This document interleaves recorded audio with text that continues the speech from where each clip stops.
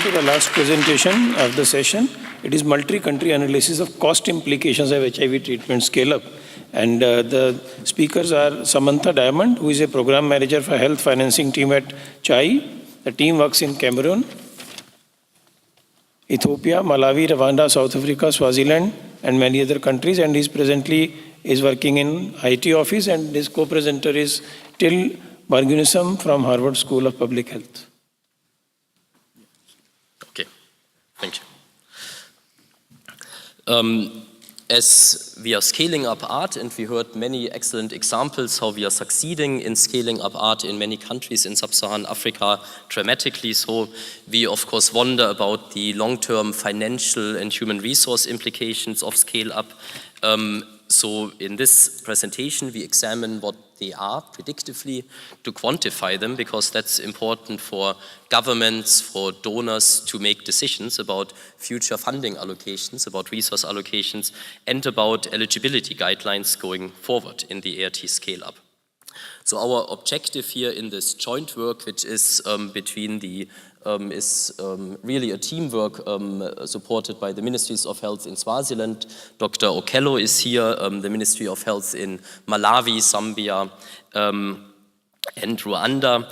CHAI with a team led by Samantha and our team at Harvard. We set out to estimate the cost, the financial implications, and the human resources for HIV treatment and care implications of achieving the very ambitious target of universal access, or what UNAIDS calls universal access, 95% coverage by 2020, to see the annual cost at that time, having achieved this ambitious target, and compare those to under current coverage costs for these 4 countries. We use a range of methodological background here, our own epidemiological model, which captures, in this case, mainly the ART effects on HIV transmission and, of course, on mortality. We use cost data from the MATCH study conducted by CHAI in 2010 and 2011, and by the CDC in Swaziland in 2012, which is a micro-costing exercise and facility-based to estimate ART costs. And then CHAI has a demand-based workload model to translate patient numbers into human resource requirements. And we do this in different scenarios. Of course, we know just by thinking through that total costs will vary with total numbers of patients receiving HIV treatment or care, and the distribution of those total patients across within ART, different patient categories, new patients, established patients, patients successfully on ART, patients failing on ART, and across the broader cascade across pre-ART, ART, and post-ART, including palliative care in patients who are dying and are not succeeding on ART. So what we see here on this chart as an example for Malawi is the absolute cost, the absolute patient numbers under current coverage levels on your left-hand side, under the 2010 guidelines, and in comparison under the 2013 guidelines. The current coverage level here underlying this estimation is about 58% in Malawi at the time, now scaling up by 2020 to 95% coverage of all people needing under these 2 different guidelines ART. We see that there is a substantial increase in the relative difference between the 2 guidelines, 2010 and WHO 2013. And we see that this difference is largely explained by the patient group of established adults receiving ART who are successful on ART and have CD4 counts larger than 350. And that's an important point, which I think will relate to what Samantha will present in a bit. If we add in now to these pictures in terms of total patient numbers, those patients we need to see under the different guidelines, under the different coverage level, the pre-ART patients and the post-ART palliative care patients, we see that the difference in total numbers is shrinking. And that's of course obvious why that is, because the pre-ART patients under the 2010 guidelines are increasingly shifted under the 2013 guidelines into ART, and a large proportion of them will become successful eventually and become established and successful treatment patients on ART. And Samantha will now translate these patient numbers and these total numbers distributed across different pre-art, art and post-art categories into the financial resources and the human resources required to maintain those patients. Thank you. So to apply these patient numbers to cost, as Till mentioned, we started off with the facility-based costs from these countries, specifically using a study conducted by CDC in Swaziland in 2012 and the match study conducted by CHI in 2010 and 2011. What we found in this facility-based costing study was that in the low and lower middle countries included, the average cost per patient per year were $200. Now, of course, these are real costs, but what we found was that patients were retained on treatment at these costs. At the same time, not every patient was getting every CD4 test required or all 12 months of ARVs. So we translated these costs into a normative model in two ways. First, we adjusted the commodity costs to reflect what a patient should be receiving, and then we updated them. We know that there have been a lot of changes since 2010 and 2011, both in terms of the price of commodities and also which commodities are being used. In addition, we wanted to look at scale up over time, so we adopted the 2013 guidelines in the model and looked at what the introduction of viral load would include, for example.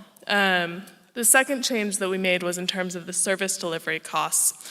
And there we looked at the different types of patients that Till has been presented on and looked at what types of care they require by going out to the facility and doing time and motion studies in countries and consulting the experts. We looked at where patients are seeking care, is it in urban and rural areas, and how that affects the number of hours that health workers spend facing patients in a day.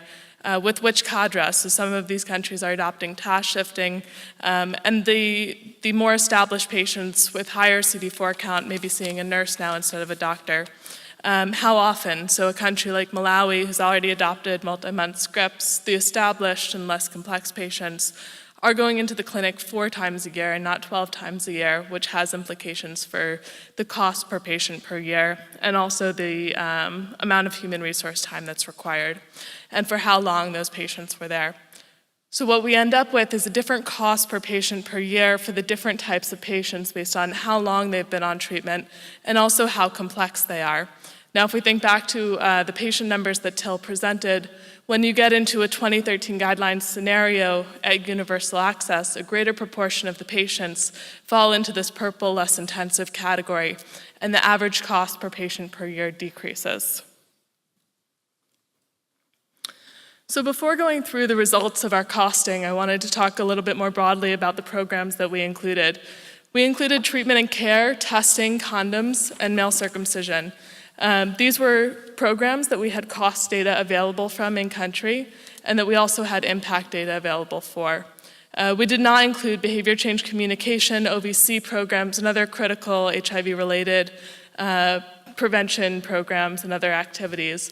We also did not include above facility program management costs where there's some uncertainty about the implications of decentralization and scale, or systems costs such as the expansion of supply chain and lab systems, which will vary significantly country by country and really require an operational plan. That's not to say that these are not critical programs. What we wanted to do is look at the costs of what we knew and see what was left after that.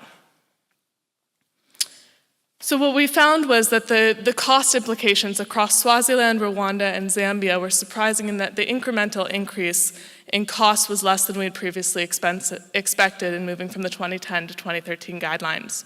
So here you have 3 charts showing in 2020 at universal access what the total costs of these treatment and prevention programs would be. And we see that there's an increase of 9% in Swaziland all the way through to 19% in Rwanda. Now, surprising, yes, but going back to the charts that Till showed and thinking through the patient mix and the fact that these 2013 guidelines scenarios have a greater proportion of less complex patient, maybe not so much. So is this affordable? We looked at these costs against projected resources, assuming that donor resources flatline and domestic resources increase with GDP over time, and found that these costs across these 3 countries account for less than 60% of the resource envelope. Now, there's a lot that's not included here, and it's certain that all of these countries need this money. Having said that, the question is, can we do what we need to do with what's left here? The story looks very different in Malawi. So in Malawi, we're again only including the treatment programs as well as the biomedical prevention programs, and we're seeing that costs at universal access would exceed the resource envelope. Malawi is in critical need of funding. We know it's one of the poorest countries in the world, but universal access under the 2013 guidelines would require half of what the country currently spends on health. These are all the costs of affording to maintain patients on treatment in 2020. Of course, in the short term, countries are dealing with how to reallocate resources and do things more efficiently in order to get to this state. Swaziland recently advocated to the Ministry of Finance for additional money for ARVs. In Rwanda, they're talking about how to increase their allocative efficiency, prioritizing within their strategic plan. A country like Malawi has already taken steps to reduce the costs per patient per year through task shifting and multi-month scripts. And Zambia is looking at those models as well, both to reduce costs in the short term, but also in the long term, potentially by improving patient retention. That said, in addition to the financial constraints, these countries are dealing with operational feasibility. So if we take the example of Malawi, who's grappling with supply chain constraints as well as human resources for health. And we look specifically at human resources for health. So across Swaziland, Zambia, and Malawi, we knew there were significant human resource shortages, but we quantified those shortages by going out to the facilities and doing time and motion studies, looking at how many cadre there were and what those cadres' roles and responsibilities were. Swaziland currently has half of the human resources that we project will be required in 2020 for the health sector. So there's obviously a severe need. But the next question was, would adoption of the 2013 guidelines exacerbate this need?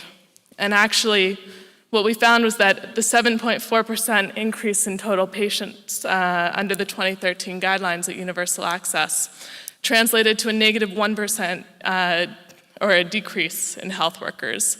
Very counterintuitive results. We thought about these for a long time. But again, thinking back to the patient mix question, under the 2013 guidelines, your average patient does not need to come in 12 times per year. And in fact, in these countries, those patients are not coming in 12 times a year. And if they were, they might be in danger of being lost to follow-up because of the burden on them.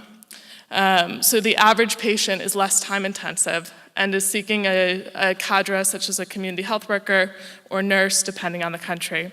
And we saw a similar negligible increase in health workers across Zambia and Malawi.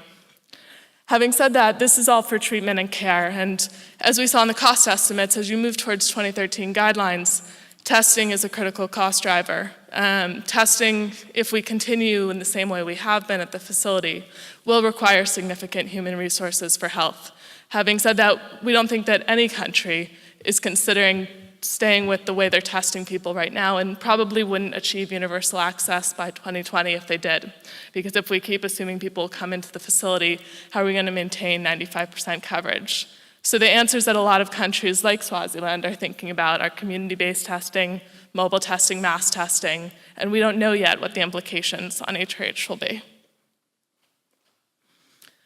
So in conclusion, we looked at affordability and found that in 3 of the 4 countries, scale-up could be affordable if we think about how we're managing our programs. Malawi will face critical constraints and needs additional aid in order to reach universal access with a high-quality treatment. All of these countries are going to face operational feasibility constraints, but the incremental impact of the 2013 guidelines was not what we might have thought.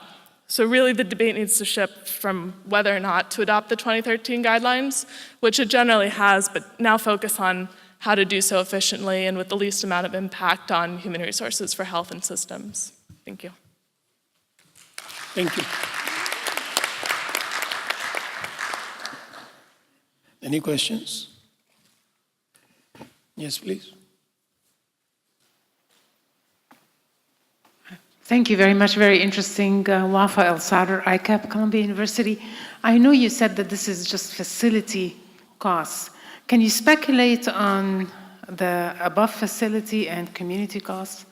Because I don't know, is it going to be at a third or 20%? What do you have any sense of that?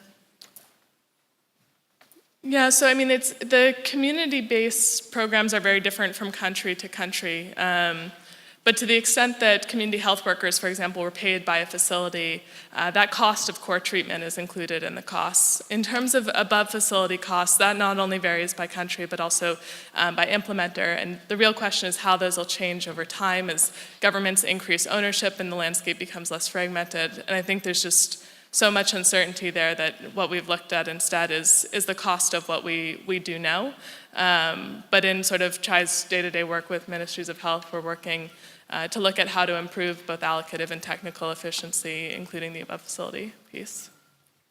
Yes, There are several effects that are important here. So certainly the fixed cost above facility will lead to economies of scale, but we could imagine that now increasingly trying to get people into testing who haven't tested so far, the hard-to-reach people regarding testing will be increasingly expensive. And that's, in a sense, below facility, but could be a substantial added financial burden here, which isn't covered in these comparisons between the 2010 and 2013 guidelines. Yes, podium one, please.